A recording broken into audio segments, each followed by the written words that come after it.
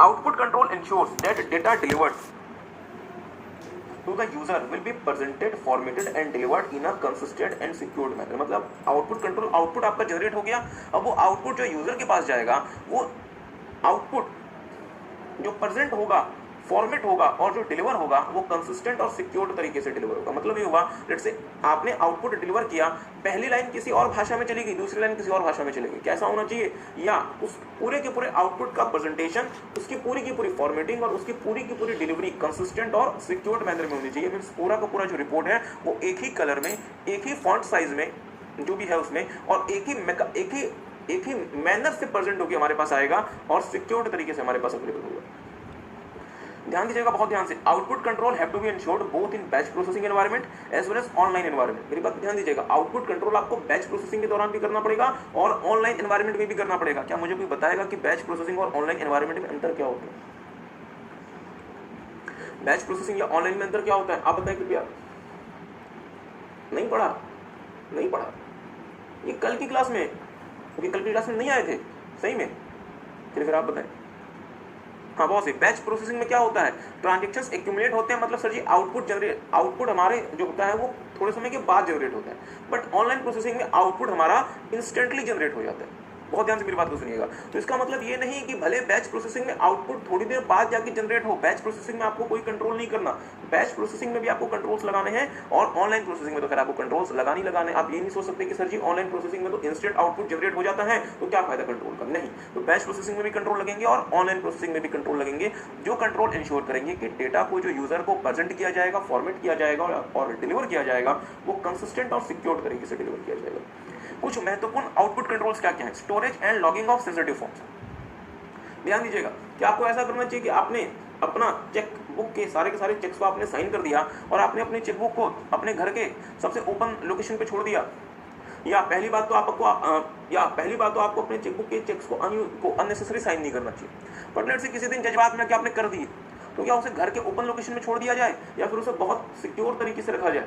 Sir जी बहुत secure तरीके से रखा जाए। दूसरा एग्जांपल, सीए सर कभी भी, एक तो पहली बात तो ये कि किसी भी फॉर्म में साइन नहीं करते, बट लेट्स से अगर सीए सर को, मान लीजिए कि आपके ऑफिस के जो सीए सर हैं, जो आपके जो प्रिंसिपल सर हैं, उनको हॉलीडेज में जाना था और इस बीच में बहुत सारे रिपोर्ट्स क्लाइंट्स को जमा करने हैं और हॉलीडे में जाना भी जरूरी है, क्योंकि जो सीए सर की जो मिसेस है वो उनको बार बार कह रहे हैं कि ए जी मतलब हॉलीडे पे चलो, ठीक बात है, बट सर जी रिपोर्ट भी तो आपको देनी है। तो उन्होंने क्या किया, उन्होंने कहा कि आप हमारे ऑफिस के सबसे ज़्यादा सीनियर आर्टिकल हैं, आप आए, मैं ऑलरेडी ये साइन करके रख देता हूँ, ये फॉर्म्स हैं, मतलब ये हमारी कंपनी के मतलब फॉर्म से इसको हमने साइन करके रख दिया और इसी पे प्रिंटर में डाल के रिपोर्ट इसी में पब्लिश करके, मतलब प्रिंट करके अपने क्लाइंट्स को भेज दें। तो वो जो फॉर्म्स हैं जिसमें आपके कंपनी का नाम लिखा हुआ है, लेटर हेड बेसिकली, और जिसमें सीए सर के साइन है, वो क्या आप आर्टिकल्स के टेबल पे छोड़ के चले जाएं या बहुत सिक्योर तरीके से रखना पड़ेगा?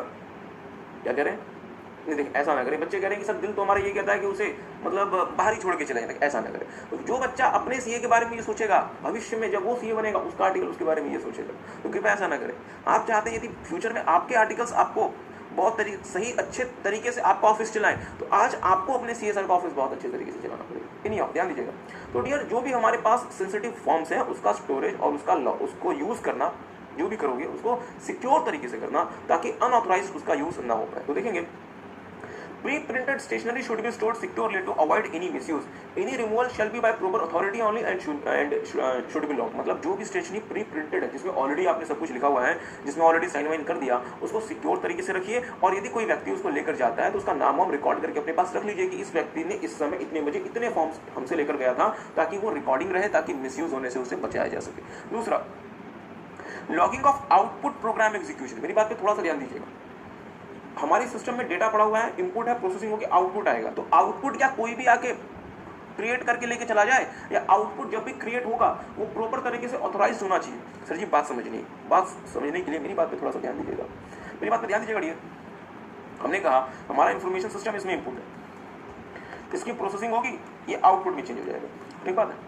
तो क्या कोई भी प्रोसेसिंग करके चला जाए और आउटपुट लेके चला जाए, या जब भी प्रोसेसिंग होगी, मींस जब भी वो प्रोग्राम एग्जीक्यूट किया जाएगा जो हमें आउटपुट क्रिएट करके देगा, उसका हमें रिकॉर्ड रखना पड़ेगा ताकि हमें पता चले कि किस समय कौन आया था और क्यों उसने प्रोग्राम रन करके आउटपुट जनरेट करके वो लेकर गया था, ताकि अगर फ्यूचर में कोई परेशानी होती है तो हम पकड़ सकें उसे कि ये व्यक्ति इस समय आया था, प्रोग्राम रन किया था और आउटपुट लेकर गया था। तो इसे हम नाम देते हैं dear Logging of output program execution. Okay, when programs used for output generation are executed, they should be logged and monitored. तो जब भी आप उस प्रोग्राम को रन करेंगे जिससे आउटपुट क्रिएट होता है, उस प्रोग्राम की मॉनिटरिंग को उसे मॉनिटर करें और उसके यूजर्स को प्रॉपर तरीके से रिकॉर्ड करके रख लें, लॉग करके रख लें. Control over printing. आपने प्रिंटर के पास, मेरी बात पर ध्यान दीजिएगा, सरकार जो है बजट सरकार लेकर आने वाली है और सरकार जो बजट है वो क्या कहीं भी जाकर प्रिंट करवा ले, या जो प्रिंटर है वो उस बजट को लीक कर सकता है जो अभी तक मार्केट में नहीं आया, सर जी लीक कर सकता है. तो आपको कंट्रोल करना पड़ेगा कि प्रिंटिंग जहां हो रही है वहां से आपका जो आउटपुट है वो अनऑथराइज तरीके से डिस्क्लोज ना हो. ठीक बात को देखेंगे. Unauthorized disclosure of information printed is prevented. मतलब जब आप किसी चीज को प्रिंटिंग के लिए भेज रहे हैं, इस बात की संभावना बहुत ज्यादा है कि जो व्यक्ति प्रिंट इसे कर रहा है वो उसका कहीं अनऑथराइज्ड डिस्क्लोजर ना कर दे, या उसका जो स्टाफ है वो उसे कहीं अनऑथराइज्ड तरीके से डिस्क्लोज ना कर दे. ठीक बात है. आगे देखेंगे report distribution and collection control. Means जो रिपोर्ट अलग अलग डिपार्टमेंट को भेजे जा रहे हैं, क्या भेजने के दौरान उसे कोई अनऑथराइज्ड व्यक्ति देख ले या उसे सील बंद तरीके से भेजा जाए. सर जी सीलबंद तरीके से भेजा जाए. और जो रिपोर्ट आप मंगवा रहे हैं अलग अलग डिपार्टमेंट से, क्या उसे कोई भी देख ले या वो भी आपके पास सीलबंद तरीके से पहुंचे. सर जी प्रॉपर तरीके से पहुंचे, हमारे पास फुल प्रूफ मैकेनिज्म में हमारे पास पहुंचे. तो देखेंगे it should be made in a secure way, thereby preventing any unauthorized disclosure of data. तो रिपोर्ट के डिस्ट्रीब्यूशन के दौरान और रिपोर्ट के कलेक्शन के दौरान आपको इंश्योर करना पड़ेगा डियर कि किसी भी तरीके का अनऑथराइज्ड डिस्ट्रीब्यूशन ऑफ डेटा ना हो सके, अनऑथराइज्ड डिस्क्लोजर ऑफ डेटा ना हो सके. ठीक बात है. Retention control. मुझे बताएंगे आपको ऑडिट पेपर कितने साल तक रखने पड़ते हैं? 7 या 8 साल जो भी समय सीमा होती है. ठीक बात है. तो क्या इसके पहले आप ऑडिट पेपर्स को डिस्ट्रॉय कर दें या उसे रिटेन करना पड़ेगा? रिटेन करना पड़ेगा. इसे हम ध्यान देते हैं retention control. Duration for which output should be retained before being destroyed. मतलब कितने समय तक आपको आउटपुट को रिटेन करके रखना पड़ेगा. अगर आप ऐसा नहीं करते तो आपके खिलाफ लीगल एक्शंस लिया जा सकता है. That is known as retention control. और फाइनली रिकवरी कंट्रोल. जैसे आप अगर मान लीजिए कि अगर आपका आउटपुट लॉस्ट हो गया या फिर डिस्ट्रॉय हो गया तो हम क्या उसे रिकवर कर पाएंगे या नहीं कर पाएंगे. That is known as recovery control. Recovery control आपने कहीं और भी देखा था, रिकवरी ऑफ एग्जिस्टेंस के नाम से. हाँ, प्रोसेसिंग कंट्रोल में. तो प्रोसेसिंग कंट्रोल में जो रिकवरी या एग्जिस्टेंस था वो किसकी बात करता था? वो आउटपुट जो प्रोसेसिंग के दौरान हमारा डिस्ट्रॉय हो जाए हम उसे रिकवर करेंगे. और वो आउटपुट और वो डेटा जो आउटपुट के दौरान हमारा डिस्ट्रॉय हो जाए, आउटपुट बन के डिस्ट्रॉय हो जाए, उसे क्या हम रिकवर कर पाएंगे. That is known as recovery control. So take some time, एक बार इसे देख लें जल्दी जल्दी. इसके बाद हम आपके साथ 2 बहुत इंपॉर्टेंट टॉपिक मतलब शुरू करेंगे और फिर आपका आईटी खत्म हो जाएगा. ओके, जिन बच्चों का एसएम हो गया, आप घर के आईटी शुरू किया है तो उनका पूरा का पूरा सिलेबस को प्रॉपर तरीके से करें ताकि वो मिसयूज ना हो. और जो भी व्यक्ति उसे लेकर जाना चाहता है, रिमूवल करता है, तो वो प्रॉपर की प्री प्रिंटेड स्टेशनरी होगी जो कि सेंसिटिव नेचर की होगी, उसके स्टोरेज को प्रॉपर तरीके से करें ताकि वो मिसयूज ना हो. और जो भी व्यक्ति उसे लेकर जाना चाहता है, रिमूवल करता है, तो वो प्रॉपर अथॉरिटी के साथ करेगा और उसकी लॉगिंग होगी. Logging off output program execution. तो वो प्रोग्राम जो आउटपुट जनरेशन का काम करता है, जब भी उसे एग्जीक्यूट किया जाएगा उसकी प्रॉपर तरीके से मॉनिटरिंग होगी, उसको प्रॉपर तरीके से रिकॉर्ड में रखा जाएगा कि कितने बजे किसने आके कौन सा आउटपुट जनरेट किया था. Control over printing. इस बात का ध्यान देना पड़ेगा कि जो भी डेटा हमारा प्रिंटिंग के लिए जा रहा है उस दौरान वो अनऑथराइज्ड रूप से डिस्क्लोज ना हो जाए. Report distribution and collection control. वो रिपोर्ट जो कि डिस्ट्रीब्यूट की जा रही है या वो रिपोर्ट जो कि अलग अलग डिपार्टमेंट से कलेक्ट की जा रही है, इस दौरान हमारा डेटा किसी भी तरीके से अनऑथराइज्ड रूप से डिस्क्लोज या फिर मॉडिफाई नहीं होना चाहिए. ओके, इसके बाद रिटेंशन कंट्रोल. आउटपुट को डिस्ट्रॉय करने से पहले कितने समय तक हमें उसे रिटेन करना है, ये कंट्रोल्स इंश्योर करेंगे थ्रू रिटेंशन कंट्रोल्स. और फाइनली रिकवरी कंट्रोल. यदि हमारा आउटपुट डिस्ट्रॉय हो गया या लॉस्ट हो गया तो उस आउटपुट को हम दोबारा से रिकवर कर पाएंगे या नहीं, रीजनरेट कर पाएंगे या नहीं. That is known as recovery controls. I hope आपको बात समझ आई. ओके, लास्ट प्रकार का कंट्रोल है डियर डेटाबेस कंट्रोल. और ये तो बहुत इंटरेस्टिंग है. मैं डेटाबेस कंट्रोल में जाने से पहले आपको 2 बातें बताना चाहूंगा. सर जी कौन सी 2 बात? देखेंगे डियर, 2 प्रकार की फाइल होती है किसी भी डेटाबेस में. एक होता है एक का नाम होता है एक जो कहलाती है वो कहलाती है ट्रांजैक्शन फाइल, और एक कहलाती है मास्टर फाइल. मास्टर फाइल में परमानेंट डेटा होता है और ट्रांजैक्शन फाइल में डे टू डे डेटा होता है. सर जी कहना क्या चाहते हो? हम ये कहना चाहते हैं डियर, बहुत ध्यान से मेरी बात को सुनिएगा. लेट्स से हमारे कोई कस्टमर है, मिस्टर आलोक जी हमारे बहुत अच्छे स्टूडेंट हैं. लेट्स से मिस्टर आलोक हमारे कस्टमर है और ये हमसे अक्सर ही शॉपिंग किया करते रहते हैं. इनको हम क्रेडिट में भी कुछ मतलब सेल किया करते हैं. मीन्स ये हमारे रेगुलर कस्टमर है. ठीक है. तो मिस्टर आलोक का जो नाम है, ध्यान दीजिएगा, जो नेम है, इनका जो GSTIN है, क्योंकि हमसे जो परचेज करते हैं आगे सेल करते हैं तो ये उसमें ITC क्लेम करना है इनको. क्या कह रहे हैं? ओके, GSTIN क्या है? मजाक कर रहे हैं या फिर सही में? ओके, ये होता है dear goods and service tax identification number. ठीक है. ओके, आगे देखिएगा. तो इनका जो नाम है, GSTIN है, एड्रेस है, ये किस करेंसी में हमसे ट्रांजैक्शन करते हैं, इनका फोन नंबर. मुझे बताएं, इनका फोन नंबर, क्या ये डेटा रोज चेंज हो जाएगा या ये डेटा परमानेंट रहेगा? नाम परमानेंट रहेगा, जीएसटीआईएन परमानेंट रहेगा, एड्रेस, जिस करेंसी में ये हमसे व्यापार करते हैं मीन्स रुपए, फोन नंबर, ये चीजें क्या रहेंगी, परमानेंट रहेंगी। क्या इस बात से आप एग्री करेंगे? ओके, अब लेट्स से इन्होंने हमसे ट्रांजेक्शन किया, लेट्स से इन्होंने हमसे प्रोडक्ट परचेज किया, लेट्स से प्रोडक्ट 001, क्या ये प्रोडक्ट चेंज हो सकता है? सर जी प्रोडक्ट चेंज हो सकता है। क्या इसकी क्वांटिटी चेंज हो सकती है? क्वांटिटी चेंज हो सकती है। क्या जिस प्राइस में हमने सेल किया क्या वो प्राइस हमेशा कांस्टेंट रहेगी? क्या वो भी चेंज हो सकता है? सर जी वो भी चेंज हो सकता है। मतलब प्रोडक्ट चेंज हो सकता है, कितनी क्वांटिटी इन्होंने परचेज की वो चेंज हो सकता है, और उसका प्राइस चेंज हो सकता है। तो जब भी हम इनके लिए बिलिंग करें, हम इनके लिए सब कुछ स्टार्टिंग से टाइप करें या इतना कुछ हमारा परमानेंट है तो इसको हम एज इट इज उठा लें और सिर्फ प्रोडक्ट क्वांटिटी और प्राइस के डिटेल्स को टाइप करें, सिर्फ प्रोडक्ट क्वांटिटी और प्राइस की डिटेल्स को टाइप करें। और अगर आप तो मैं इसे क्या नाम देता हूं डियर? ट्रांजैक्शन डेटा, और इसे मैं नाम देता हूं परमानेंट डेटा या फिर मास्टर डेटा। तो मास्टर डेटा हम जहां स्टोर करते हैं that is known as master file, और जहां ट्रांजैक्शन डेटा स्टोर होता है that is known as transaction file. और जब मैं मास्टर डेटा और ट्रांजैक्शन डेटा को आपस में यूज करूंगा तो मुझे कोई रिपोर्ट मिलेगा या मैं कोई इन्फॉर्मेशन जनरेट कर सकता हूं। इसमें नहीं जाते तो मेरी बात ध्यान दीजिएगा। तो आपके डेटाबेस में डियर मास्टर डेटा भी होता है और ट्रांजैक्शन डेटा भी होता है। ट्रांजैक्शन डेटा आपका डे टू डे चेंज होता रहता है, मास्टर या फिर परमानेंट डेटा फिक्स नेचर का होता है जो कि आपका बहुत इजीली चेंज नहीं होता। मैं ये नहीं कह रहा कि आपका मास्टर डेटा कभी चेंज नहीं होगा, वो चेंज होगा बट रेयर सिचुएशन में। आगे देखेंगे database controls. Database controls protects the integrity of the database. जो हमारा डेटाबेस कंट्रोल होता है वो डेटाबेस की इंटीग्रिटी को प्रोटेक्ट करता है। 3 प्रकार के डेटाबेस कंट्रोल्स होते हैं। पहला transaction and master file synchronization. मेरी बात ध्यान दीजिएगा। मिस्टर आलोक से जुड़े हुए जितने भी ट्रांजैक्शंस होंगे वो कहां स्टोर होंगे? ट्रांजैक्शन फाइल में। और मिस्टर आलोक के जो भी ट्रांजैक्शन फाइल का डेटा है वो कहां स्टोर होना है? उनकी मास्टर फाइल में, मतलब मास्टर फाइल के थ्रू प्रोसेस होना है। तो क्या उसी सीक्वेंस में ये प्रोसेस होना चाहिए जिस सीक्वेंस में अगर हुआ है? मतलब मास्टर फाइल और ट्रांजैक्शन फाइल के डेटा में सिंक्रोनाइजेशन होना चाहिए जिस ऑर्डर में हुआ है। अगर ये सिंक्रोनाइजेशन नहीं होगा तो डेटा आपका करप्ट हो सकता है और क्रूशियल डेटा आपका बर्बाद हो सकता है। तो मेरे साथ साथ देखेंगे synchronization and correct sequence of processing between the master file and transaction file is essential or it will corrupt the critical data। चलिए इसको और हम चेंज करते हैं। मेरी बात पे ध्यान दीजिएगा, मिस्टर आलोक के मास्टर फाइल से मिस्टर आलोक के मास्टर फाइल से किसका ट्रांजैक्शन फाइल प्रोसेस होना चाहिए? मिस्टर आलोक का। अब लेट्स से मैंने मिस्टर आलोक के मास्टर फाइल से, आपका नाम क्या था? हाँ, मिस्टर जतिन के ट्रांजैक्शन फाइल को प्रोसेस कर दिया तो क्या हमारा डेटा करप्ट नहीं हो जाएगा? सर जी करप्ट हो जाएगा। मतलब मिस्टर आलोक के मास्टर फाइल से मिस्टर आलोक का ट्रांजैक्शन फाइल प्रोसेस होगा और मिस्टर जतिन जी के ट्रांजैक्शन फाइल से मतलब जतिन जी का ही मास्टर फाइल का डेटा प्रोसेस होगा। ठीक बात है। देखेंगे transaction and master file synchronization and correct sequence of processing between the master file and transaction file is essential और it will corrupt the critical data. मतलब मुद्दे वाली बात यह है कि सर जी जो आपका मास्टर फाइल का डेटा है और जो आपका ट्रांजैक्शन फाइल का डेटा है वो प्रॉपर सीक्वेंस में होने चाहिए और प्रॉपर ऑर्डर में उसकी प्रोसेसिंग होनी चाहिए। अदरवाइज क्या होगा, जो आपका मास्टर फाइल और ट्रांजैक्शन फाइल का जो डेटा है वो आपस में कंपेटेबल नहीं रहेंगे और डेटा आपका करप्ट हो जाएगा। दूसरा, ensure all records on file are processed. मुझे बताएंगे क्या मिस्टर आलोक का जो ट्रांजैक्शन फाइल है क्या वो सारा का सारा ट्रांजैक्शन फाइल का डेटा प्रोसेस होना चाहिए या 2-4 डेटा आप छोड़ दें या 2-4 ट्रांजैक्शन आप इग्नोर कर दें? नहीं सर जी, पूरा का पूरा डेटा प्रोसेस होकर हमारे डेटाबेस में जाना चाहिए। It will ensure that all the records on a transaction file are processed, thereby ensuring the completeness and updation of file। मतलब मिस्टर आलोक से जुड़ी हुई सारी की सारी बातें उस डेटाबेस में एंटर होनी चाहिए ताकि आप इंश्योर कर सकते हैं कि आपका जो डेटाबेस है वो पूरी तरीके से कंप्लीट है और अपडेटेड। और तीसरा, multiple transactions for a single record. बहुत ध्यान से मेरी बात को सुनिएगा। लेट्स से आपने मिस्टर आलोक को गुड्स भेजे, आपने अपने क्या एंट्री दिखाई? सेल्स की। बहुत ध्यान से मेरी बात को सुनिएगा। आपने मिस्टर आलोक को गुड्स भेजे लेट्स से 1 जनवरी को और आपने एंट्री दिखाई 1000 यूनिट सोल्ड। ठीक बात है। 10 जनवरी को मिस्टर आलोक ने कहा कि सर जी क्या कर दिया, इसमें से 500 यूनिट्स तो डिफेक्टिव है और उन्होंने हमें 500 यूनिट्स रिटर्न कर दिए, मींस 500 यूनिट्स सेल्स रिटर्न 10 तारीख को। 20 तारीख को हमने दोबारा से 500 यूनिट रिपेयर करके इन्हें सेल कर दिया, सोल्ड।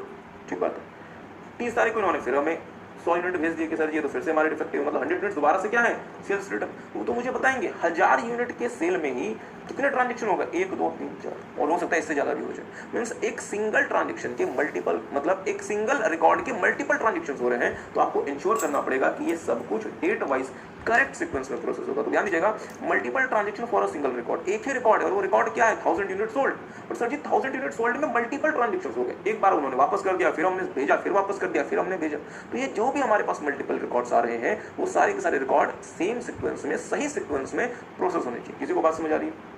आगे देखिएगा, multiple transactions can occur based on a single record like एक दूसरा example, like dispatch of a product to different distribution center. मतलब अगर लेट्स से मैं अपनी कंपनी की बात करता हूं तो हम अपनी कंपनी से हमारे अलग अलग डिस्ट्रीब्यूशन सेंटर्स में प्रोडक्ट को डिस्ट्रीब्यूट कर सकते हैं, और हो सकता है कि कुछ प्रोडक्ट वहां से हमें रिटर्न आ जाए, वापस आ जाए, हम फिर से उसे रिपेयर करके दोबारा से भेजेंगे या हम नए यूनिट्स को भेजेंगे। मतलब सर जी एक ही रिकॉर्ड है बट ट्रांजेक्शन हमारे मल्टीपल हो रहे हैं, तो सर जी हम क्या इंश्योर करेंगे फिर? The order in which transaction are processed against the product record must be in the correct order. तो यार ये लाइन बहुत इंपॉर्टेंट है, मतलब जिस ऑर्डर में आप ट्रांजेक्शन को प्रोसेस करेंगे वो ऑर्डर बिल्कुल उसी ऑर्डर में होना चाहिए जिस ऑर्डर में वो ट्रांजेक्शन अकर हुआ है उस रिकॉर्ड में। जैसे फॉर एग्जांपल 1 जनवरी को 1000 यूनिट सोल्ड, 10 जनवरी को वो 1000 यूनिट कम होकर 500 रह जाएगा, 20 को फिर वो बढ़ के 1000 हो जाएगा, 30 को वो फिर से घट के 900 रह जाएगा। मतलब इसी सीक्वेंस में चलेगा। आप ऐसा नहीं कर सकते कि आप 30 तारीख को एक सीधी एंट्री डाल दें 900 यूनिट, ऐसा नहीं करेंगे। आपको पूरा का पूरा जो ट्रांजेक्शन हुआ है उसकी पूरी की पूरी चेन आपको एंटर करनी पड़ेगी।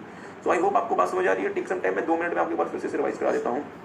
डेटाबेस कंट्रोल में डियर हम 3 प्रकार की कंट्रोल इंश्योर करते हैं। पहला, ट्रांजेक्शन और मास्टर फाइल का आपस में सिंक्रोनाइजेशन होगा। जिस ऑर्डर में ट्रांजेक्शन और मास्टर फाइल में डेटा अकर हुआ है उसी ऑर्डर में वो प्रोसेस होगा, नहीं तो हमारा क्रिटिकल डेटा बेकार हो सकता है, करप्ट हो सकता है। हमें इंश्योर करना पड़ेगा कि एक ट्रांजेक्शन फाइल में जितने भी रिकॉर्ड्स हैं वो सारे के सारे रिकॉर्ड्स प्रोसेस होंगे, कोई भी रिकॉर्ड छूटना नहीं चाहिए। एक भी बच्चा छूटा तो सुरक्षा का चक्र छूटा।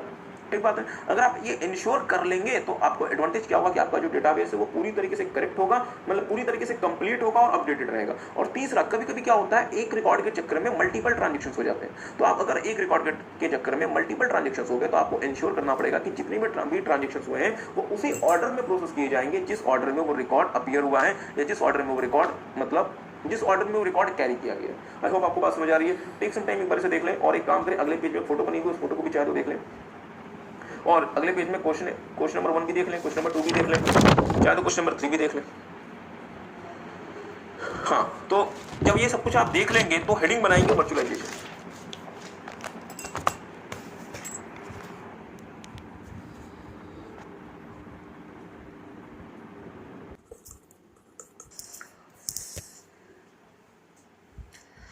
Virtualisation refers to the act of creating a virtual, ध्यान दीजिएगा, क्रिएटिंग अ वर्चुअल। वर्चुअल का मतलब something which is not actual is virtual. Version of hardware, अगर आप हार्डवेयर का एक वर्चुअल वर्जन क्रिएट करते हैं तो उसे हम नाम देते हैं डियर हार्डवेयर वर्चुअलाइजेशन। अगर आप किसी स्टोरेज डिवाइस का कोई वर्चुअल वर्जन क्रिएट करते हैं that is known as storage virtualization. और यदि आप किसी नेटवर्क रिसोर्स का वर्चुअल वर्जन क्रिएट करते हैं it is called network virtualization. ठीक है सर जी, चल क्या रहा है मतलब तो बताओ। अब हम आते हैं मतलब व्हाट इज गोइंग ऑन। ध्यान दीजिएगा, आपने किस सुनी डियर जिसका नाम है सर्वर। सर्वर, सर्वर पे क्या होता है, हम एक सर्वर हार्डवेयर परचेज करते हैं, इसके ऊपर सर्वर ओएस लगाते हैं और इसके ऊपर हम सर्वर का एप्लीकेशन सॉफ्टवेयर रन करते हैं, जो एप्लीकेशन सॉफ्टवेयर हमारे क्लाइंट्स को सर्विस दे रहा होता है with the help of server का operating system and with the help of hardware. ठीक बात है। लेट्स से हमने एक मेल सर्वर बनाया है, मेल सर्वर मतलब ईमेल सर्वर, ईमेल सर्वर। हमने लेट्स से यार एक मेल सर्वर कॉन्फ़िगर किया हुआ है, मींस मेल सर्वर। तो मेल सर्वर के लिए मींस हमारी कंपनी में जो भी मेल्स आएंगे वो कहीं तो स्टोर होने चाहिए, तो कहां स्टोर होंगे, इसके हार्डवेयर। और हमने फिर सर्वर का ओएस लगाया होगा। लेट्स से सिर्फ इस बात को सुन ले कि जो बेस्ट ऑपरेटिंग सिस्टम है जो मेल्स को मैनेज करता है, ये मान लीजिए लिनक्स। उसको कुछ नहीं समझना ये लिनक्स विनक्स क्या होता है, कुछ नहीं आपको समझना, सिर्फ ये समझ लीजिए ये लिनक्स है और हमने इसके ऊपर एक एप्लीकेशन सॉफ्टवेयर चलाना है जो कि हमें मेल की सर्विसेज दे। तो लेट्स से हमने एप्लीकेशन सॉफ्टवेयर चला दिया अपाचे, अपाचे मेल, ये भी कुछ है लेट्स से। तो सर जी होगा क्या, अब लेट्स से हमारी कंपनी में जो भी मेल भेजा जाएगा या जो भी मेल आएगा वो इस हार्डवेयर में स्टोर होगा। इस हार्डवेयर को कौन मैनेज करेगा, लिनक्स। और इसमें मेल किसका, और इसमें एप्लीकेशन सॉफ्टवेयर अपाचे मेल का चल रहा है। ठीक बात है। बट ये होता क्या है, हमारे जो सर्वर होते हैं ना वो बहुत एक्सपेंसिव डिवाइसेस होते हैं। क्या देखा गया, देखा ये गया सर जी हम अपने हार्डवेयर का सिर्फ 5% से 10% इस्तेमाल करते हैं और 95 से 90% कभी हम हार्डवेयर का यूज ही नहीं कर पाते। जैसे मान लीजिए कि हमारे पास मेल सर्वर तो बन गया, अब हमें लेट्स से वेब सर्वर बनाना है। अब हमें वेब सर्वर बनाना है बट परेशानी क्या है, अगर मुझे वेब सर्वर बनाना है तो मुझे नया हार्डवेयर परचेज करना पड़ेगा, उसमें मुझे नए प्रकार का सर्वर ओएस लगाना पड़ेगा और मुझे फिर वेब सर्वर के लिए एप्लीकेशन सॉफ्टवेयर लगाना पड़ेगा। मींस मैं इस हार्डवेयर को इस्तेमाल नहीं कर सकता, इसका 95% खाली पड़ा हुआ है। रीजन क्या है, इस हार्डवेयर पे हमने ऑलरेडी एक ऑपरेटिंग सिस्टम लगा दिया जिसका नाम है लिनक्स, और वो लिनक्स इस वाले हार्डवेयर को पूरी तरीके से कंट्रोल करके बैठा हुआ है और मैं कोई भी दूसरा ऑपरेटिंग सिस्टम इसमें नहीं चला सकता। और लेट्स से वेब सर्वर के लिए हमें जो बेस्ट ऑपरेटिंग सिस्टम है वो है हमारे लिए विंडोज। या फिर वो है हमारे लिए लेट्स से ऑरेकल, पर मैं उसे नहीं चला सकता। रीजन क्या है, इस हार्डवेयर पे किसका कंट्रोल हो गया है, लिनक्स का कंट्रोल। क्या किसी को बात समझ आई? तो इसका नुकसान ये होता था डियर कि भले मेरे इस हार्डवेयर में 95% स्पेस खाली है, पर क्योंकि मैं कोई और एप्लीकेशन रन नहीं कर सकता तो मुझे एक नया हार्डवेयर परचेज करना पड़ता था और मुझे बेवजह पैसा खर्च करना पड़ता था, उसमें नया ओएस लगाना पड़ता था, फिर उसके बाद फिर मैं अपना कोई और सर्वर बना सकता हूँ। इसका इम्पैक्ट ये हुआ कि कंपनीज के पास सैकड़ों और हजारों सर्वर्स जमा हो जाते थे और हर एक सर्वर जो होता था वो अपनी इंस्टॉल्ड कैपेसिटी का या वो अपनी अवेलेबल कैपेसिटी का सिर्फ 8 से 10% इस्तेमाल करता था और 90% उनकी जो अवेलेबल कैपेसिटी है वो खाली पड़ी रहती थी, जिसका कोई भी यूज नहीं होता था। क्या किसी को बात समझ आई? Are you guys getting? तो हम क्या चाहते थे, हम ये चाहते थे सर जी कि हम एक ही हार्डवेयर में मल्टीपल ऑपरेटिंग सिस्टम और मल्टीपल एप्लीकेशन सॉफ्टवेयर रन कर सके। मतलब हम एक ही हार्डवेयर में मल्टीपल ऑपरेटिंग सिस्टम रन कर सके। बट डियर होगा कि आपको पता है चैप्टर नंबर 2 ऑफ आईटी से ऑपरेटिंग सिस्टम पूरी तरीके से हार्डवेयर पे अपना नियंत्रण करता है, क्योंकि उसे हार्डवेयर के सारे फंक्शंस परफॉर्म करने होते हैं। और जैसे आपने कोई भी ये अपग्रेड से हार्डवेयर और जैसे आपने कोई भी ऑपरेटिंग सिस्टम इसमें इंस्टॉल कर दिया, वो ऑपरेटिंग सिस्टम हार्डवेयर को पूरी तरीके से नियंत्रित करना शुरू कर देगा, क्योंकि उसे बनाया ही इस पर्पस के लिए गया है। तो हमने कहा चलिए कोई बात नहीं, हम हार्डवेयर और ऑपरेटिंग सिस्टम के बीच में एक दूरी पैदा कर देते हैं। मतलब हम क्या करेंगे, हम एक ऐसा मैकेनिज्म तैयार करेंगे जिससे ऑपरेटिंग सिस्टम हार्डवेयर को कंट्रोल ना कर पाए, और यदि ऑपरेटिंग सिस्टम को हार्डवेयर के पास जाना है तो वो किसी और मैकेनिज्म के थ्रू हार्डवेयर के पास जाएगा। तो हमने एक नया सॉफ्टवेयर इसमें इंस्टॉल कर दिया, that is known as virtualization. ये हमने क्या इंस्टॉल कर दिया इसमें, वर्चुअल लेयर। अब क्या होगा, हमने अपने हार्डवेयर पे क्या रन करना शुरू कर दिया, virtual layer. But virtual layer का क्या काम था, सिर्फ और सिर्फ हार्डवेयर और ऑपरेटिंग सिस्टम को डिस्टेंस करना। वर्चुअल लेयर अपने आप में कोई ऑपरेटिंग सिस्टम नहीं है, ये तो ऑपरेटिंग सिस्टम को हार्डवेयर पे सीधे जाने से रोकता है और इनडायरेक्टली पहुंचने में हेल्प करता है। तो अब हम इस वर्चुअल लेयर के ऊपर क्या रन करेंगे, लेट्स सी ये मेरा ओएस 1 और हम इसी में क्या रन कर सकते हैं, ओएस 2। रीजन क्या है, मेरा जो ऑपरेटिंग सिस्टम 1 है वो हार्डवेयर पे सीधा नियंत्रण स्टैब्लिश नहीं कर सकता, क्योंकि ऑपरेटिंग सिस्टम 1 को यदि हार्डवेयर के पास जाना है डियर, उसको किसके थ्रू जाना पड़ेगा, वर्चुअल लेयर के थ्रू जाना पड़ेगा।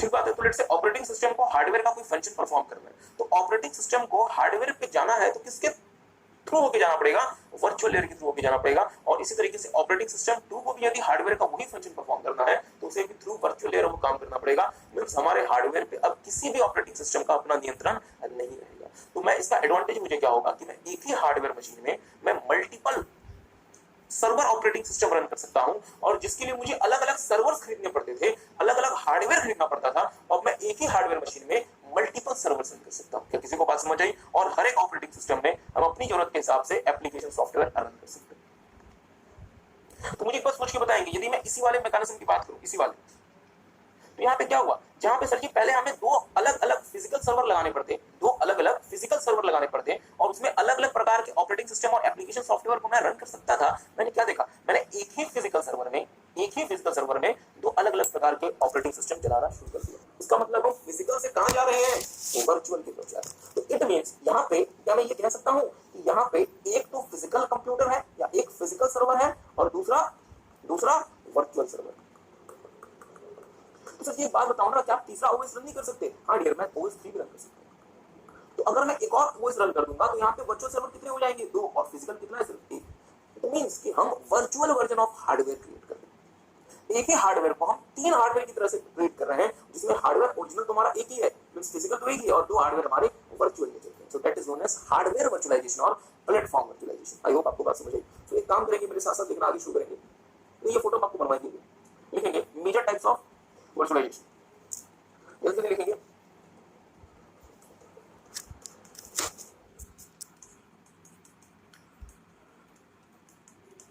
लिख लिया। अब इस वाले फोटो को देखेंगे ध्यान से। यहाँ पे क्या हो रहा है कि आप यहाँ पे 3 ऑपरेटिंग सिस्टम रन कर रहे हैं। तो डियर ये जो ऑपरेटिंग सिस्टम 2 और ऑपरेटिंग सिस्टम 3 है, ये ऑपरेटिंग सिस्टम क्या हवा में रन होगा या ऑपरेटिंग सिस्टम हमेशा किसी हार्डवेयर में रन होते हैं? सर जी हार्डवेयर में। बट सर जी एक बात बताओ ना, यहाँ तो 3 ऑपरेटिंग सिस्टम रन हो रहे हैं और हार्डवेयर कितना है, सिर्फ 1। मतलब फिजिकल हार्डवेयर कितना है, सिर्फ 1, और वर्चुअल हार्डवेयर कितने हैं, 2। मींस क्या हुआ, वर्चुअलाइजेशन के थ्रू हमने 2 ऐसे वर्चुअल हार्डवेयर खड़े कर दिए, और हर एक वर्चुअल हार्डवेयर का अपना अपना ऑपरेटिंग सिस्टम। तो आपने यही बात यहाँ पे लिखी हुई, ध्यान दीजिएगा। आपने क्या लिखा यहाँ पे, hardware virtualization is an act of creating a virtual machine, मतलब virtual server that acts like a real computer having an operating system. ठीक बात, आगे देखिएगा। Here a layer of Till now, we have seen virtualization. Virtualization refers to the act of creating a virtual version of hardware. ठीक है, अब hardware के bracket में लिखेंगे अपन hardware virtualization. Wait, I repeat. Virtualization. Virtualization refers to the act of creating virtual version of hardware, storage device and network resources. ठीक है, अब देखो हमें तीन चीज़ों में हम वर्चुअलाइजेशन कर सकते हैं. हार्डवेयर में कर सकते हैं जिसे अपन हार्डवेयर वर्चुअलाइजेशन कहेंगे. स्टोरेज डिवाइस में कर सकते हैं जिसे अपन स्टोरेज वर्चुअलाइजेशन कहेंगे. एंड नेटवर्क रिसोर्स में भी अपन क्रिएट कर सकते हैं वर्चुअल को, जिसको अपन नेटवर्क वर्चुअलाइजेशन कहेंगे. Okay, now major type of virtualization. Some of the major type of virtualization are, there are three type of virtualization. ठीक है, first one is your hardware virtualization. We can also say it platform virtualization. ठीक है, तो hardware virtualisation को अपन platform virtualisation भी कहते हैं. Now, hardware virtualization is an act of creating a virtual machine that acts like a real computer having an operating system. Here, a layer of abstraction called virtual layer is added between the hardware and the software running on the hardware, thereby making the software separate from the underlying hardware. ठीक है, ये जो virtualisation है, virtualisation layer है, वो hardware को software से separate करती है. ठीक है, नॉर्मली क्या होता था, हार्डवेयर के ऊपर ऑपरेटिंग सिस्टम के ऊपर एप्लीकेशंस रन होते थे. ठीक है, बट ड्यू टू वर्चुअलाइजेशन पहले आएगा हार्डवेयर के बाद आएगा वर्चुअलाइजेशन लेयर. अब वर्चुअलाइजेशन लेयर आ गई, उसमें हम different type of operating system use कर सकते हैं और हर ऑपरेटिंग सिस्टम के लिए डिफरेंट एप्लीकेशन हो सकता है. ठीक है, now the software that is used to create hardware virtualization is called hypervisor. जो सॉफ्टवेयर यूज़ किया जाता है हार्डवेयर वर्चुअलाइजेशन को क्रिएट करने के लिए, उसे अपन हाइपरविजर या फिर वर्चुअल मशीन मैनेजर कहते हैं, which allows several different operating systems to run on the same machine. The basic purpose of hardware virtualization is to consolidate many physical servers into few servers. ठीक है, सो hardware virtualisation क्या करता है, consolidate करता है बहुत सारे फिजिकल सर्वर को into a few server. Now, our next type of virtualization is network virtualization. Called virtual network. Network virtualization is very important और कंपनीज के लिए बहुत महत्वपूर्ण है डियर नेटवर्क वर्चुअलाइजेशन. तो आप जिस कंपनी में एज अ सीए जाएंगे वहां पे आप जरूर से देखेंगे कि वहां पे वो हो सकता है कि नेटवर्क वर्चुअलाइजेशन यूज करें. ओके, फिर से देखिएगा, network virtualisation is a process of combining the hardware and software network resources and network functionality into a single software based entity called virtual network. तो पहले थोड़ा सा लिख लें, फिर हम आगे आपके साथ देखेंगे कि सर जी ये क्या है. आगे लिखिएगा. Then such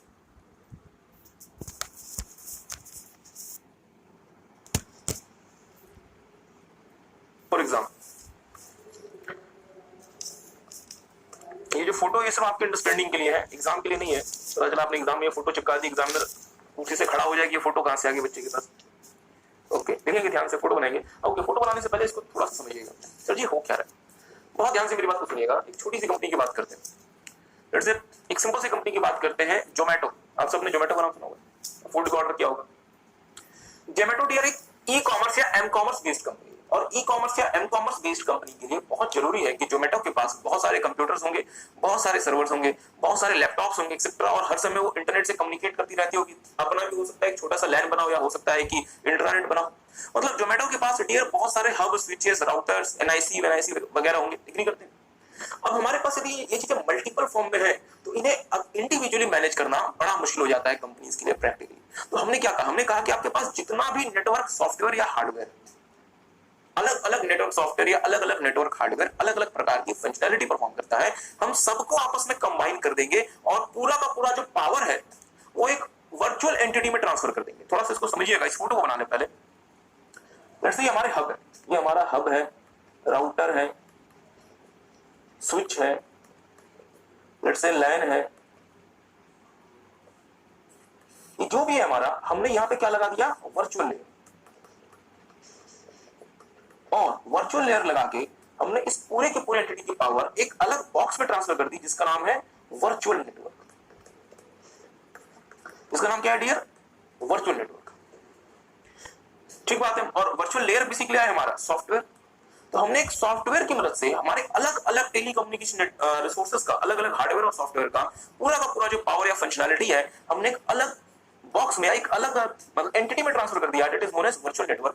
but sir, virtual network आपने ट्रांसफर तो कर दिया, बट इसका फायदा क्या? अब हम क्या करेंगे, अब हम अपने अलग अलग सर्वर्स या अलग अलग डिवाइसेस में इसे स्प्लिट कर देंगे और रियल टाइम में हमारा अलग अलग सर्वर या डिवाइस इसे इस्तेमाल कर सकता है।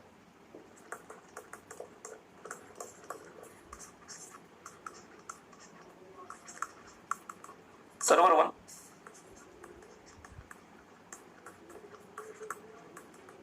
Server 2,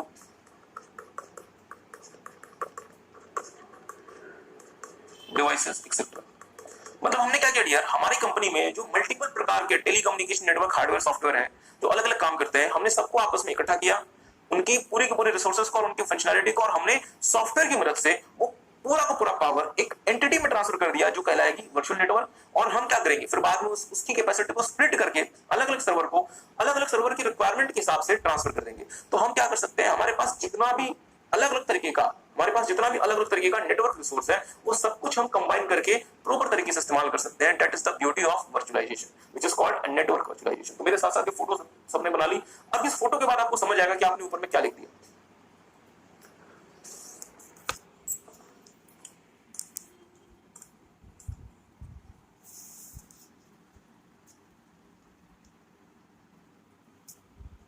virtualisation is the process of combining का मतलब इकट्ठा करना, the hardware and software network resources. मतलब नेटवर्क रिसोर्सेज जैसे जो भी आपका नेटवर्क रिसोर्सेज का हार्डवेयर या फिर सॉफ्टवेयर है, सारा का सारा कुछ जो कि अलग अलग तरीके से पड़ा हुआ है, अलग अलग जगह इस्तेमाल हो रहा है और अलग अलग कैपेसिटी में इस्तेमाल हो रहा है। पता चला आपकी कंपनी में जो मॉडेम्स है वो तो पूरी कैपेसिटी में इस्तेमाल ही नहीं हो रहे और आपने मल्टीपल मॉडेम्स लगा दिए। तो इसका फायदा क्या है, सबको एक जगह इकट्ठा करो, कंबाइन करो। एंड नेटवर्क फंक्शनैलिटी, वो जो काम करते हैं और जो रिसोर्सेज जो भी काम करेगा, सबको एक जगह इकट्ठा करो into a single software based entity called virtual network। तो आपने अपने कंपनी के अलग अलग नेटवर्क हार्डवेयर और सॉफ्टवेयर को और उनकी फंक्शनैलिटी को सबको आपने एक सॉफ्टवेयर की मदद से जो क्या कहलाएगी वर्चुअल लेयर, आपने वर्चुअल नेटवर्क के रूप में क्रिएट कर दिया। बट सर जी क्रिएट करके क्या होगा? Then such virtual network can be split off into different channels and can be assigned to different machines या servers on a real time basis। तो आपने अपने अलग अलग नेटवर्क डिवाइसेस की क्षमता एक जगह इकट्ठा की, सारी की सारी क्षमता एक जगह आ गई, और अब आप अपने अलग अलग सर्वर या मशीन्स की रिक्वायरमेंट के हिसाब से वर्चुअल लेयर के थ्रू उसे आप डिवाइड करके अलग अलग मशीन्स या फिर सर्वर्स में असाइन कर सकते हैं रियल टाइम बेसिस पे। तो आपके पास जो मल्टीपल कम्युनिकेशन डिवाइसेस है वो ऑप्टिमम तरीके से इस्तेमाल होगा, रिलायबिलिटी बढ़ेगी, स्पीड बढ़ेगी, फंक्शनल वो फ्लेक्सिबिलिटी बढ़ेगी और ज्यादा बेहतर तरीके से आप इस्तेमाल कर सकते हैं। तो एक काम करें, इसके बाद यहां देखिए virtual network virtualisation improves network speed, reliability, flexibility, scalability. Speed बढ़ जाएगी क्योंकि सारा का सारा जो रिसोर्स एक जगह है। रिलायबिलिटी इसलिए बढ़ जाएगी, लेट्स से आपके पास 4 मॉडेम है, अगर एक आध मॉडेम फेल भी होता है तो कोई फर्क नहीं पड़ेगा, 3 मॉडेम से काम चल जाएगा। फ्लेक्सिबिलिटी, अब आप ज्यादा अच्छे से उसे अपने हिसाब से मैनेज कर सकते हैं। और स्केलेबिलिटी, आप चाहें तो अलग अलग सर्वर्स को ऐड करके उसमें भी आप वो वर्चुअल नेटवर्क को असाइन कर सकते हैं, स्प्लिट ऑफ कर सकते हैं। मैं मानता हूं ये थोड़ा सा टेक्निकल है, आपको इसे थोड़ा सा अच्छे से समझना पड़ेगा। तो मैं आपको 2 मिनट और देते हैं, टेक सम टाइम, के बाद इसे अपने से एक बार पढ़ेंगे।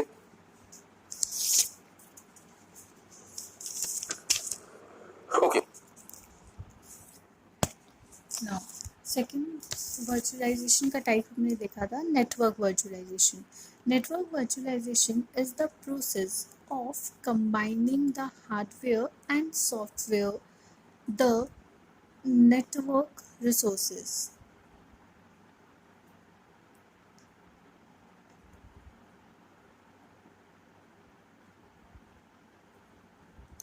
I repeat, network virtualization is the process of combining the hardware and software network resources and network functionality into a single software-based entity called virtual network.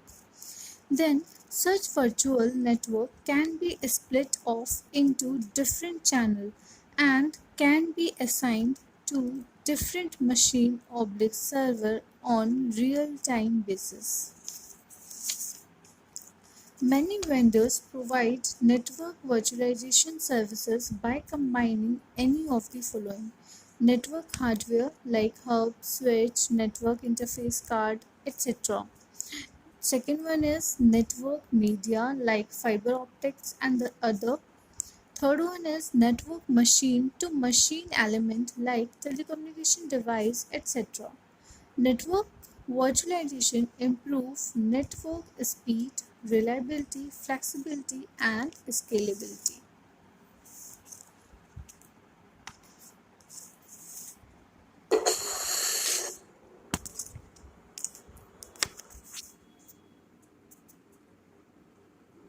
Vendors हैं जो कि नेटवर्क डिवाइसेस सेल करते हैं, जैसे router, gateway, hub, switch, bridge etcetera. सारे के सारे लोगों को पता है कि कोई भी कंपनी इतने सारे राउटर मैनेज नहीं कर सकती, इतने सारे ब्रिजेस मैनेज नहीं कर सकती, अलग अलग डिवाइसेस मैनेज नहीं कर सकती। तो सारे वो वेंडर्स आपको नेटवर्क वर्चुअलाइजेशन की सर्विस भी प्रोवाइड करते हैं ताकि वो सही प्रकार से आपके डिवाइसेस को आप मैनेज कर पाए। तो अलग अलग वेंडर्स आपको नेटवर्क वर्चुअलाइजेशन की सर्विस कैसे देते हैं? By combining. ओके, देखेंगे many vendors provides network virtualization services by combining any of the following. पहला, network hardware like hub, switch, network interface card etcetera, मतलब अलग अलग प्रकार के हार्डवेयर को इकट्ठा कर लिया। दूसरा, फाइबर ऑप्टिक्स केबल या फिर बाकी जो आपके कम्युनिकेशन मीडिया है उसको आपस में इकट्ठा कर लिया। तीसरा, network machine to machine elements like telecommunication devices etcetera, मतलब एक मशीन से दूसरी मशीन में जो डेटा ट्रांसफर करने का काम करता है उन डिवाइसेस को आपस में इकट्ठा कर लिया। अब सर जी, एक मशीन से दूसरी मशीन में एलिमेंट्स क्या होते हैं बेसिकली मुझे बताएं ना। अगर आप मल्टीप्लेक्सर की बात करें तो मल्टीप्लेक्सर क्या करता है? आप सर्विस दे सकते हैं। तो क्या कह रहे हैं? नहीं, एग्जाम में आया या नहीं आया इससे कोई लेना नहीं है डियर, अब तो एमसीक्यू भी आ गया तो इन वर्चुअलाइजेशन की सर्विस दे सकते हैं। तो क्या कह रहे हैं? तो मतलब ये सारे के सारे डिवाइसेस आप इकट्ठा करते हैं और इन्हें कंबाइन करके जो भी वेंडर्स हैं वो आपको नेटवर्क वर्चुअलाइजेशन की सर्विस दे सकते हैं। तो क्या कह रहे हैं? नहीं, एग्जाम में आया या नहीं आया इससे कोई लेना नहीं है डियर, अब तो एमसीक्यू भी आ गया तो इन केस आपको बातें तो समझनी पड़ेगी और एग्जाम में 4 नंबर का आ भी जाता है, write a short note on network virtualisation. मेरी बात पे ध्यान दीजिएगा, अगर आपको 4 नंबर का नेटवर्क वर्चुअलाइजेशन आता है तो अगर आप ये वाला पोर्शन लिख देते हैं, ये वाला, और अगर इसका आप एडवांटेजेस भी लिख देते हैं तो ये भी सफिशिएंट है। आप चाहे तो इस वाले पोर्शन को इग्नोर भी कर सकते हैं, बट अगर आप याद कर ले इसको भी तो बहुत मुश्किल बात नहीं है। मुझे बताएं, अलग अलग प्रकार के वेंडर आपको नेटवर्क वर्चुअलाइजेशन की सर्विस देते हैं, कैसे? By combining, by through, okay, through various network hardware, दूसरा थ्रू वेरियस नेटवर्क मीडिया और through machine to machine elements. बस ये 3 बातें याद रखनी। ठीक, सो टेक सम टाइम, एक बार इसे देख लें, हम आपके साथ आगे प्रोसीड करते हैं। हाँ, बस एक और प्रकार का वर्चुअलाइजेशन है, फिर वर्चुअलाइजेशन खत्म हो जाएगा। ओके, देखेंगे तीसरा लिखेंगे डियर, स्टोरेज वर्चुअलाइजेशन।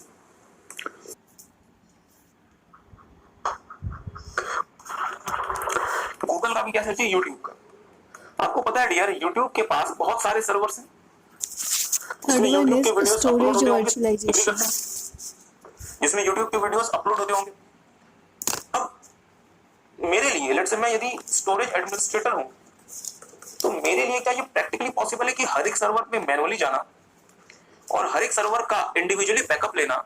और सर्वर अलग अलग टाइप के हो सकते हैं, कोई सर्वर हो सकता है एचपी का, कोई हो सकता है डेल का, हो सकता है किसी को गूगल ने खुद ही बनाया हो, और अलग अलग कैपेसिटी के हो सकते हैं। तो मेरे लिए मैनुअली जाके इनका बैकअप लेना या इनको कंट्रोल करना, मैनेज करना आसान नहीं है। तो मैं क्या करता हूं, मैं सारे के सारे सर्वर्स को लिंक कर देता हूं थ्रू वर्चुअलाइजेशन। और मैंने जब इन सारे के सारे सर्वर्स को वर्चुअलाइजेशन से लिंक कर दिया, अब इसको मैंने क्या क्रिएट कर दिया, एक तरह से वर्चुअल डिवाइस। और मेरे पास जो अपना कंप्यूटर होगा, मैं इस कंप्यूटर की मदद से, इसको मैं सेंट्रल कंसोल का नाम दे सकता हूं, इस वर्चुअल डिवाइस को मैनेज करूंगा। और ये अगर मैं इस वर्चुअल डिवाइस को मैनेज कर रहा हूं तो अल्टीमेटली मैं इन सारे के सारे स्टोरेज डिवाइसेस को मैनेज कर रहा हूं। तो इसका मतलब ये हुआ कि लेट्स से यदि YouTube के स्टोर के, यदि मान लीजिए YouTube के डेटा सेंटर में 10,000 सर्वर है, तो आपको 10,000 सर्वर को इंडिविजुअली डील नहीं करना, वो सारे के सारे सर्वर वर्चुअल लेयर से कनेक्टेड हैं और वो सारे के सारे सर्वर्स मिलकर क्या बन गए, वर्चुअल डिवाइस, जिसको आप एक जगह बैठ के सेंट्रल कंसोल से ही कंट्रोल कर सकते हैं। कोई बैकअप लेना बैकअप ले सकते हैं, रिकवरी का काम करना रिकवरी कर सकते हैं। मींस आपने क्या किया, आपने जो फिजिकल स्टोरेज, ये जो सर्वर ये क्या करते हैं डियर, फिजिकल स्टोरेज, आपने इन सबको इकट्ठा करके एक तरह से लॉजिकल स्टोरेज में कन्वर्ट कर दिया। एक बात है, तो मेरी बात को ध्यान दीजिएगा, लेट्स से आपको कोई फाइल स्टोर करनी है, जो फाइल किसी एक सर्वर की क्षमता से बाहर है, तो वो आपने फाइल वर्चुअल डिवाइस के पास भेज दी और वर्चुअल लेयर क्या करेगा, अकॉर्डिंगली उस फाइल को अपने हिसाब से अलग अलग सर्वर्स पे स्टोर कर देगा। मींस आपको इंडिविजुअली ये सब कुछ नहीं देखना और आप एक जगह थ्रू योर सेंट्रल कंसोल आप इसे मैनेज कर सकते हैं। तो इसको हम क्या नाम देते हैं, storage virtualisation. Take some time, एक बार इसे देखेंगे, ये नहीं है, एक बार इसे देख लें, एक बार इसे मेरे साथ साथ पढ़ लें।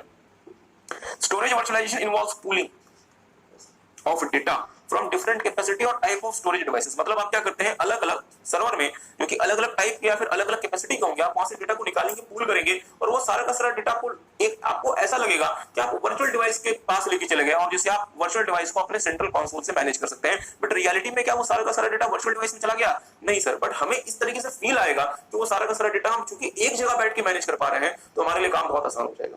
Into what appears to be single device which can be managed through the central console. तो इस वाली फोटो को दोबारा से देख लें।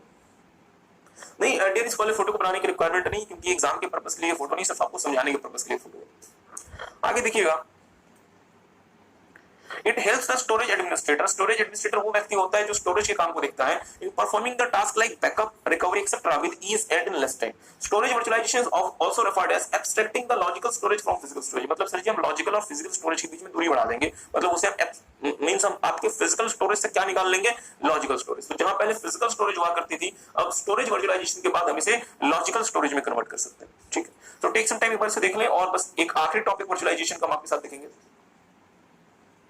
चलिए आगे मूव करते हैं, लिखेंगे एप्लीकेशन एरिया ऑफ वर्चुअलाइजेशन या फिर यूजर्स ऑफ वर्चुअलाइजेशन।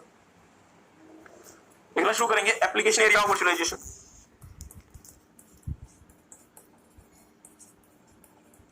Now हमने थर्ड टाइप देखा, that is storage virtualisation. Storage virtualisation involve pooling of data from different capacity or type of storage device into what appears to be a single device, which can be managed through the central console. It helps the storage administrator in performing the task like backup, recovery, etc. with ease and in less time. It also means storage virtualization, also referred as abstracting the logical storage from physical storage. Now our next topic is application or uses, मतलब application area of virtualization, or you can say uses of virtualization or benefit of virtualization. So first benefit is server consolidation. Virtualization is used for consolidating many physical servers into few servers which host many virtual machines. This is also called physical to virtual or P2V transformation. तो मेरा एक छोटा सा सवाल, मतलब सवाल क्या, आपसे आपको ऑलरेडी पता है पहले क्या होता था, अगर मुझे लेट्स से 100 ऑपरेटिंग सिस्टम चलाने हैं तो मुझे 100 सर्वर खरीदने पड़ते थे। अब मैं क्या कर सकता हूं, मैं 10 सर्वर में ही वर्चुअल लेयर की मदद से 100 ऑपरेटिंग सिस्टम चला सकता हूं। मतलब सर जी मैं एक एक सर्वर में 9 वर्चुअल सर्वर रन कर रहा हूं और एक ही फिजिकल सर्वर रन कर रहा हूं। एग्री करेंगे? इसे हम क्या नाम देते हैं, फिजिकल टू वर्चुअल ट्रांसफॉर्मेशन या P2V ट्रांसफॉर्मेशन। सो इससे हमारे 100 सर्वर कंसोलिडेट होकर सिर्फ 10 सर्वर में चेंज हो गए। अगर अगर मेरे इतने सारे सर्वर डियर, और मुझे बस सोच के बताएं, लेट्स से मेरे पास 100 सर्वर, सुनामी आई 100 सर्वर भाग के ले गई, क्या दोबारा से 100 सर्वर को रिकवर करना आसान होगा? नहीं। बट सर जी यदि मेरे पास सिर्फ 10 सर्वर है, सुनामी यदि 10 सर्वर को भाग के ले जाती है तो मेरे लिए रिकवरी थोड़ी सी आसान हो जाएगी, और साथ में यदि मैं स्टोरेज वर्चुअलाइजेशन करता हूं तो मैं उन 10 सर्वर को और ज्यादा आसानी से रिकवर कर सकता हूं, बैकअप ले सकता हूं। एग्री करेंगे? तो इसलिए मेरा जो वर्चुअलाइजेशन होता है डियर, ये मुझे डिजास्टर रिकवरी में भी मदद करता है। तो दूसरा पॉइंट लिखेंगे डिजास्टर रिकवरी। दूसरा पॉइंट लिखेंगे डिजास्टर रिकवरी।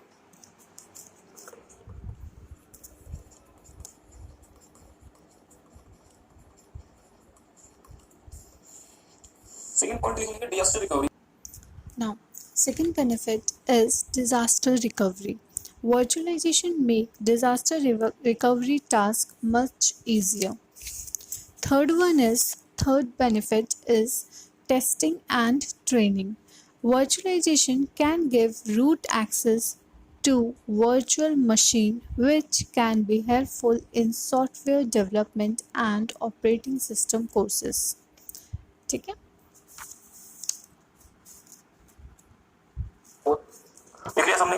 अब मेरी बात पे ध्यान दीजिएगा, यदि मैं वर्चुअलाइजेशन करता हूं तो मुझे किसी भी मशीन का रूट एक्सेस पता हो जाता है, मतलब मैं उसका रूट समझ सकता हूं कि वर्चुअल मशीन कहां से आई या फिर वर्चुअल मशीन क्रिएट कैसे होती है, और उस वर्चुअल मशीन के लिए फिर मैं क्या कर सकता हूं डियर, सॉफ्टवेयर डेवलप कर सकता हूं। मींस मैं ऐसे सॉफ्टवेयर डेवलप कर सकता हूं जो कि वर्चुअल लेयर में चल सके, और साथ में मैं ऐसे ऑपरेटिंग सिस्टम बना सकता हूं जो कि वर्चुअलाइजेशन के थ्रू सही प्रकार से काम कर सके, फिट बैठ सके, क्योंकि मुझे वर्चुअल मशीन का पूरा रूट पता चल जाता है, उसका मुझे रूट एक्सेस मिल जाता है। ठीक बात है। आगे लिखिएगा, portable applications. Fourth benefit is portable application. Software use करना है तो मुझे क्या करना पड़ता है, उस सॉफ्टवेयर को अपने कंप्यूटर में इंस्टॉल करना पड़ता है।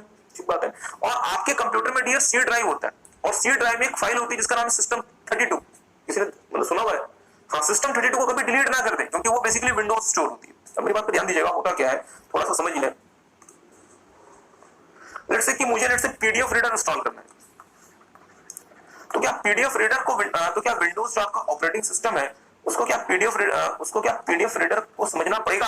हाँ सर। तो पीडीएफ रीडर की डियर रजिस्ट्री कीज होती है, कृपया इसको मतलब टेक्निकली ना जाए।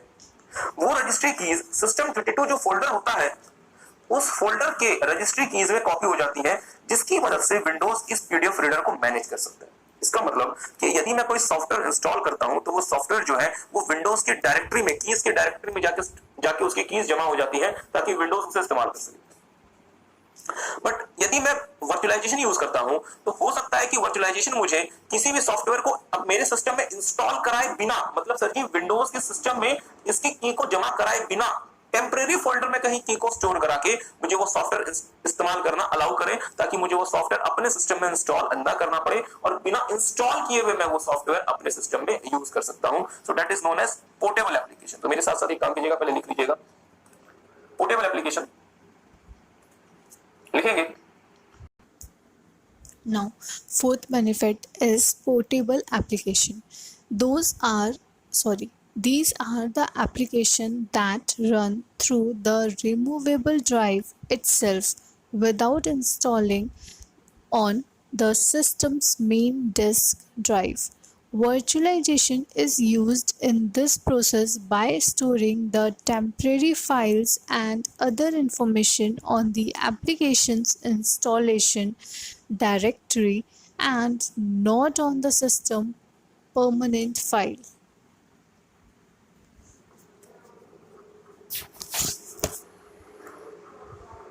पेन ड्राइव में जो एप्लीकेशन है वर्चुअलाइजेशन उसका ओके, सिंपल सी बात ये है डियर कि वर्चुअलाइजेशन क्या करेगा, वर्चुअलाइजेशन जो भी आपके पेन ड्राइव में जो एप्लीकेशन है वर्चुअलाइजेशन उसको आपके सिस्टम के परमानेंट फाइल में स्टोर नहीं होने देगा, और वो एप्लीकेशन डायरेक्टरी में ही और ये जो एप्लीकेशन डायरेक्टरी है ये हो सकता है कि उस पेन ड्राइव में ही क्रिएट हो जाए, या हो सकता है कि टेम्परेरी बेसिस पे आपके सी ड्राइव में क्रिएट हो जाए, और जैसे आप उस सॉफ्टवेयर को बाहर निकालेंगे फिर ये एप्लीकेशन डायरेक्टरी डिलीट कर दी जाएगी ताकि आपके सिस्टम में उसका कोई असर ना पड़े। ठीक बात है। तो फिर ये फाइल्स वहां पर स्टोर करके वो एप्लीकेशन आप यूज कर सकते हैं, रन कर सकते हैं। आखिरी पॉइंट लिख लिया डियर, पोर्टेबल वर्कस्पेस या पोर्टेबल वर्कस्पेस।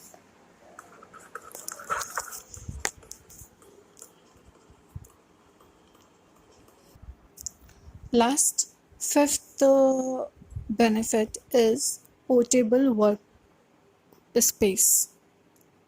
Portable workspace.